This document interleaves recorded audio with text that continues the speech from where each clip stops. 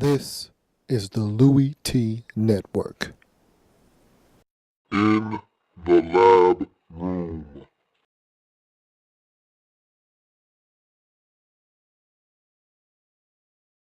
Welcome, you are in the lab room. I'm your host, Lou. Thank you for joining me. It is Wednesday. I love Wednesdays because I get to talk about how I fared over the weekend. And I get to break down my Pick'em Weekly from the previous week, talk about the mistakes I made, and it's going to be more triumphs than defeats. So I always love it because I'm a winner. And when you win, you get to talk about winning.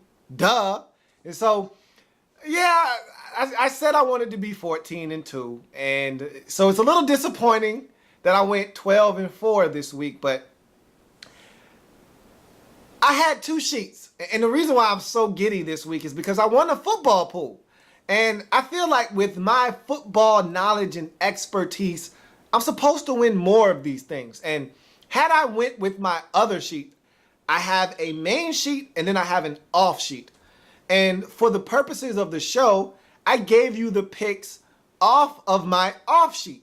Had I went with my main sheet, I would have went 14-2. Instead, I gave you the picks from my off sheet because I second guessed myself, and I went 12-4. Nonetheless, 12-4, not a bad week. Felt good about the picks that I gave you, and a couple of them came up short. I'm not mad the Cowboys lost to the Kansas City Chiefs. In fact, I was very excited about that because the Redskins are struggling. We need the rest of the teams in the division to struggle. And so the Cowboys going down was a pleasant surprise for me. Didn't expect them to blow out the Kansas City Chiefs. Didn't expect them to go in there and take care of them very handily. I expected them to find a way to win that football game. And if you've watched that game like I watched that game, they should have won that football game. But the Kansas City Chiefs, take nothing away from them. That's a good football team. And at home, they're even better. And they forced turnovers. They beat the Cowboys. So I lost that game. You look at another game that I lost. Who saw the San Diego Chargers? San Diego Superchargers going to Philadelphia to take care of the Philadelphia Eagles. Everyone was on the Chip Kelly Express, and they were going for a ride after week one. But what we forgot about was the fact that this Eagles defense isn't that good. And we forgot because the Redskins looked so bad in week one, and the Eagles defense looked great. But the San Diego Chargers said, hey, we're not the Redskins. We're going to sustain offense. We're going to score points. Keep up with us if you can. Apparently, the Eagles could not, and they lose that football game, so that was another loss for me. This was one that I debated, and I even said it on the program that I expected this one to go either way, and I needed the Miami Dolphins to prove it to me, show me. I'm from Missouri. Not really, but I'm from the show me state. You got to show me, all right? And so I needed the Dolphins to show me that they were ready to go on the road in a tough environment and get a win. And they did it. Hats off to the Dolphins. I'll take that L and I'll take that one proudly because I knew that one was a distinct possibility. There was some margin for error. I said I was going 14-2. That was one of those ones that I said, hey, when I lose a game, it'll probably be one like that one, and it was that one. So that's my third loss.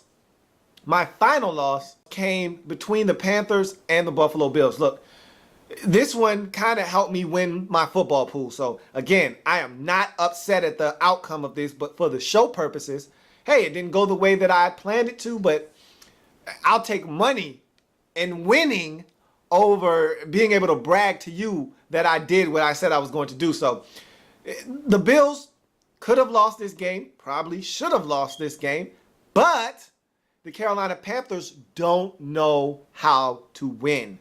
And thus, the Carolina Panthers fell short once again, and the Buffalo Bills, in dramatic fashion, found a way to win. And so that was my fourth loss. It's fine. I'll take 12-4, which brings me to a total of 23-9 for the season. Not bad. Again, not great, but not bad either. I tell you what, though, looking at the schedule, and we're about to get into the sole survivor of this week, looking at this schedule, you know what? Let's get to the sole survivor, and I'll talk about it once we get there. Let's find out who the sole survivor for week 3 will be. Everyone can pick, but only one can win. Are you? The Soul Survivor! Looking at this schedule, man, oh man. This is an easy week to pick a Soul Survivor winner. You've got about 3 options, literally. However, looking at the slate of games for the Pick'em Weekly, this is going to be a nightmare week for picking games. And I tell you what, I'm going to be anxious to look around the league and see how people do picking games this week. Because last year I had a stinker, and my stinker came in week 2 last year. I went 8-8 last year in week 2, and that is below my standards. That is unfathomable for me. I can't even picture myself doing something as dastardly as 8-8. But that was how nasty week 2 was last season. Well, week 3 could be one of those type of weeks this year. You look at this slate of games, and they could go either way. If a team that hasn't really showed up to this point shows up, you could have some outcomes that you didn't predict. And so this is a really dicey weekend. But luckily enough for you, if you're doing a Soul Survivor pool, you don't need to pick tough games. You go straight to the layup and put it in the bucket. And so that's what I'm here to do. I'm here to assist you in finding the layup and the easy deuce so you can move on to week 4. So without any further ado, I give you the In the Lab Room Soul Survivor. Let's go. So we start at Thursday Night Football. Kansas City Chiefs, Philadelphia Eagles. This is the Andy Reid Bowl. Andy going back to Philly for the first time since he departed in the offseason. This is going to be a really good football game. The Eagles, up-tempo, explosive offense. Kansas City Chiefs, stingy defense. Don't turn it over. Don't make mistakes. This is going to be one of those games that ends up coming down to whoever makes the least amount of mistakes. And normally, that's going to be the Kansas City Chiefs with Alex Smith. But I'm not here to prognosticate games. I'm here to tell you that this one is too close for comfort. You don't go near this one. It's not necessary. With all the options you have this week, you go on to the next game, which is Houston at Baltimore. Houston and the Baltimore Ravens.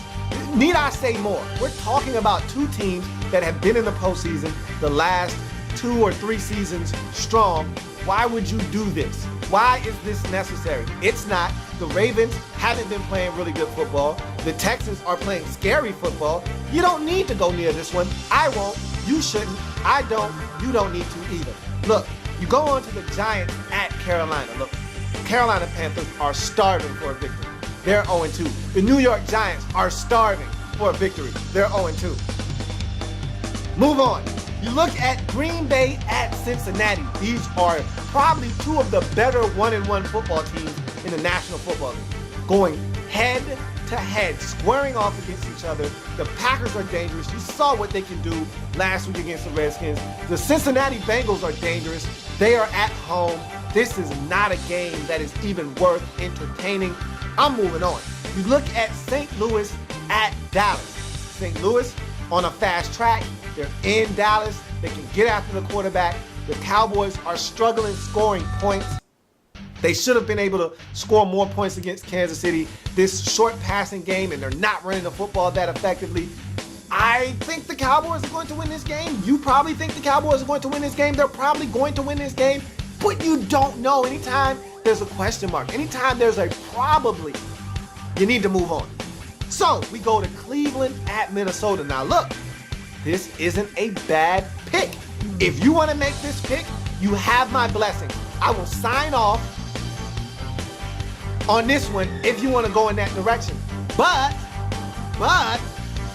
there are some easier picks this week. And so while this game isn't that bad, and you're not going to get many opportunities to use the Minnesota Vikings. So if you want to use them this week, by all means, be my guest. But for the sake of trying to be safe, we want the layup. This still is a mid-range jumper off the backboard. It's probably going to go in. It's a safe shot, but I want the layup. I want the easy deuce off the backboard. And so this one is a little dicey. The Browns are getting Josh Gordon back. I told you how I feel about Josh Gordon. Now they're going to be without Brandon Weeden, and I think Brian Hoyer is actually getting the start, which makes me a little bit uncomfortable. But once again, I don't know about Christian Ponder. So what I'm saying to you is, while this is a safe bet, because I think the Vikings are going to run the football with Adrian Peterson. Now look, Cleveland has a really good run defense. So again, while I'm giving you my blessings, I'm also saying in the same breath, be careful here. This could be one of those landmines that you get trapped in, you step on it, it blows up in your face, and you're done.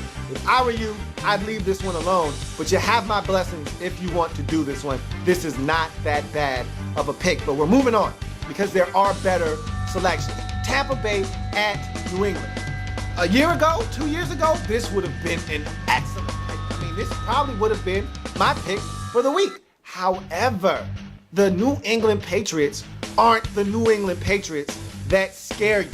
And the Tampa Bay Buccaneers at some point are going to get off the schneid. Now, I don't think it's going to be this week, but you just don't know. And with the Patriots playing some really sloppy football, I wouldn't go here if I were you. That's just me. I don't know about you. That's just me. I wouldn't do this one. So I'm moving on. So we go on to Arizona at New Orleans. Two offenses that can put it in the end zone. Look, anytime you're dealing with teams that know how to score points, I generally like to leave it alone because the Arizona Cardinals don't have a problem going into New Orleans and putting up 27 and winning this game. The New Orleans Saints don't have a problem protecting home and scoring 34 and winning this game. So ultimately what I'm saying is it's a wash. And when it's a wash, I make sure I stay clean of any wrongdoing, and picking this game would be wrongdoing, so I'm moving on. You look at San Diego at Tennessee. San Diego just surprised me last week. Surprise! We're here! We're scoring 33 points and winning games on the road we're not supposed to win. So I don't know about San Diego anymore. Maybe, just maybe, they're better than I thought they were. Who would have thought? You look at Tennessee, and I'm starting to think Tennessee is who I thought they were. Now, look, Tennessee still is 1-1, and they should be 2-0, but they don't know how to win yet, and they're not driving the football down the field. I'm a little worried about the Tennessee Titans, but this isn't a game you want to pick. A really good Tennessee Titans defense versus a really good San Diego Chargers offense. Someone's got to give. That shouldn't be you. It's not going to be me. I'm moving on. So, you go to the next game. Detroit at Washington. The Detroit Lions aren't a really good road football team. The Washington Redskins are struggling mightily. This isn't smart on any level whatsoever. So I'm going to look you straight in your eyes right now. Eye contact here. Look at me. Leave it alone. Atlanta at Miami. Woo! I talked about the Green Bay Packers and the Cincinnati Bengals being two of the better 1-1 teams. The Atlanta Falcons are one of those good 1-1 teams. But the Miami Dolphins are 2-0, and they look really good. So you're getting a really good 2-0 team versus a really good 1-1 team. Does that sound like a game that you should be picking for your sole survivor? Absolutely not. You look at Buffalo at the Jets. Family business. What happens in the family stays in the family. I don't know anything about this family business. I'm going to keep my nose clean and out of their mess. That's not a game that I'm willing to touch. And look, you couldn't pay me to pick this game as my sole survivor winner. I'm moving on. You look at Jacksonville at Seattle. Ding, ding, ding, ding, ding, ding, ding, ding, ding. Boom! That is your sole survivor pick of the week. No way is Jacksonville minus Maurice Jones-Drew potentially. with quarterback issues and no explosiveness on offense whatsoever going into the 12th man, CenturyLink Field, a place where the San Francisco 49ers, who were red hot, went into and only was able to muster 3 points. No way the Jacksonville Jaguars are going into the mouth of the Hawk and coming out with a W. This one is a lock. So, if you're smart, there's no reason to go searching for a sole survivor when you got this layup right here, right over the hoop. You can dunk this one if you want. If you got hops, go ahead and dunk this one on home. But if you don't, lay it up off the backboard. Get the easy deuce. And that's what this game is. Seahawks are going to take care of business against the Jacksonville Jaguars in week 3. That's your sole survivor pick. But we're moving on just so you can make sure that there isn't a better option. We'll continue on. So you look at Indianapolis going out west to take on the San Francisco 49ers. Look, both of these teams are 1-1. Both of these teams were in the postseason a year ago. Both of these teams get pretty good production out of their quarterback position. Look, why would you want to go near this one? Andrew Luck is playing against his old college coach, and the 49ers are steaming mad after an embarrassing loss on Sunday Night Football. The Colts, I don't know if they're the same team. They don't have Bruce Arians anymore. That doesn't matter. They're not going to win this game most likely, but you're not sure. Again, if there's any doubt, go without. And there's a little bit of doubt. Hey, if this was a court case, there was a shred of reasonable doubt. Just a shred. I can't convict this guy if I'm not sure, and I can't pick this game because I'm not sure. There's just an ounce of reasonable doubt. So moving on. You go to Sunday Night Football. And it's the Chicago Bears, the 2-0 Chicago Bears, on the road versus the Pittsburgh Steelers, the 0-2 Pittsburgh Steelers. This one looks like a no-brainer, but I wouldn't do that if I were you. Don't count the Pittsburgh Steelers out. Don't count Mike Tomlin out. I'm not saying these guys are going to the postseason. I'm not saying they're going to win the AFC North. I'm just saying, don't count these guys out. Chicago, while they're 2-0, hasn't been all that impressive. And this defense in Pittsburgh is still good. And Jay Cutler, last time I checked, is still, well, Jay Cutler. You're going to get at least one turnover. And so, I wouldn't do that if I were you. I wouldn't do that if I were you. Wouldn't do it. But that's up to you. I mean, look, it's your pick. All I'm here to do is assist you in making a smart decision. If you want to go out on the limb, be my guest. Just make sure that your branch that you're on is thick, sturdy, and strong. If you go out on the limb and you go on a little flimsy branch, it'll break, you'll fall off, and your pool is finished. So we go to Monday night, and this is the last opportunity for you to pick a winner in week 3. And normally you don't get 3 opportunities, but you do in week 3 because the Denver Broncos are hosting the Oakland Raiders. We're talking about the same team that has put up over 40 points in the first 2 games. The same team that has a quarterback, you might have heard of him, named Peyton Manning, who has thrown 10 or 11 touchdown passes and no interceptions. We're talking about a team that has been dominant throughout the first 2 weeks of the season going against the Oakland Raiders. Now, this is family business, and I do understand that, but it's the Raiders and the Broncos. Raiders, Broncos. Raiders, Broncos. This one looks like a no-brainer. Now, if you want to pick this one, again, you have my blessing. I will give it to you. I will sign off. But I caution you with this. Ryan Clady has officially been put on IR. He is done for the season in Denver. And with that being said, there's a gaping hole at left tackle. So now you need to be careful with the Denver Broncos. Be careful.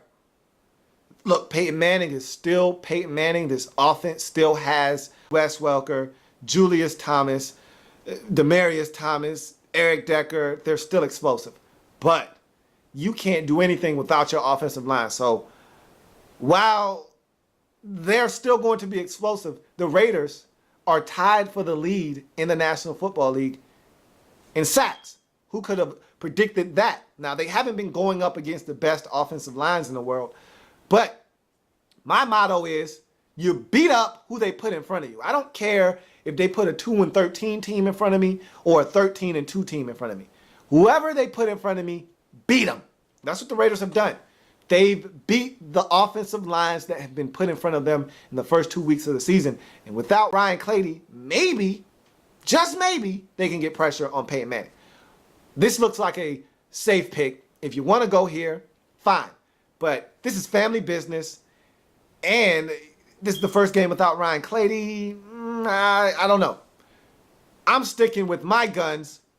Seattle getting it done at home versus the lifeless Jacksonville Jaguars. And there you have it. You have found your Soul Survivor! Week 3.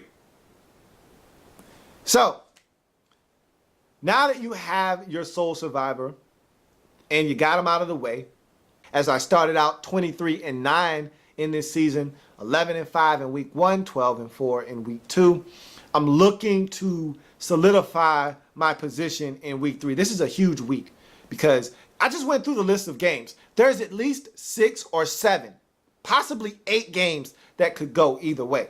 I mean, seriously. The Thursday night football game itself is one that you really can't pick definitively and say, hey, this team is definitely going to win. And I think that Thursday night game kind of a precursor to what this weekend is going to be in terms of picking games. It's going to be rough. I mean, Detroit, Washington, who knows? Miami, Atlanta, good football game. Who knows? Once again, Houston at Baltimore. What are you getting out of those teams? You don't know. There's a lot of these games on the slate as you go up and down the list of football games. A lot of tough games that you have to decipher between and figure out who's going to get it done. Giants, Panthers, 2 0-2 football teams. What do you do? What do you do? I mean, there are a lot of games here that could go either way. Saints, Cardinals. I mean, if the Saints decide to finally show their true colors on defense and the Cardinals decide to have a field day and Carson Palmer decides that he doesn't want to throw it to the other color jersey, who knows? They could put up 30 and win this thing 30-27. You don't know this week. It's just a lot of parity in this league as it is, and you got a lot of teams that are evenly matched. I mean, Cincinnati, Green Bay, come on. So this is going to be a fun week. This week is going to be telling for people who think they have a handle, like myself, on the National Football League. You think you know, but you may have no idea. So we'll find out in week 3. So that's a touchdown. Go ahead. Throw it up. Don't be afraid. Put it up. We're going to tackle on this quick extra point. So you look around the league and it seems like Darrelle Revis isn't happy again in Tampa Bay. But he had a meeting with Greg Schiano and maybe he's okay now. Maybe they've gotten on the same page. Seems like Darrelle Revis is never happy. And in his defense this time, Greg Schiano is one of those head coaches that wears thin on players very quickly. Look, this Bucs team needed discipline when he first got there. This was a very undisciplined team, and they needed some direction. They needed a stern voice in that locker room. When Raheem was there, he's, I think, a guy that's a heck of a motivator, a very nice guy, but he was too friendly with the players. He was a player's coach, almost to a fault. They needed someone to come in with the iron fist, slam it down, and then ease up. But I don't know if Greg Schiano knows how to ease up. I just think he knows how to slam down that iron fist and that hammer. And after a while, guys start tuning you out. When you are always nagging, it's like a wife that is always nagging. At some point, the husband is just going to sit there and just give you the blank stare, and it's starting to sound like Charlie Brown. Wah wah wah wah wah wah wah wah wah wah wah wah wah wah wah. And with the Bucks players, I don't know. Look, it's too early. It's only year two. They shouldn't have reached the Charlie Brown stage where everything out of his mouth sounds like wah wah wah wah wah wah wah wah wah wah wah wah wah wah wah wah. It shouldn't have gotten to that point. But for some players, maybe it has. They're definitely not getting the message about not having self-inflicted wounds. I mean, this is the team that is the most penalized in this league to start out the season.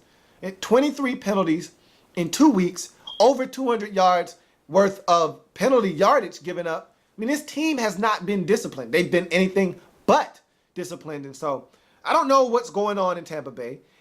I know this for sure. He doesn't like Josh Freeman very much.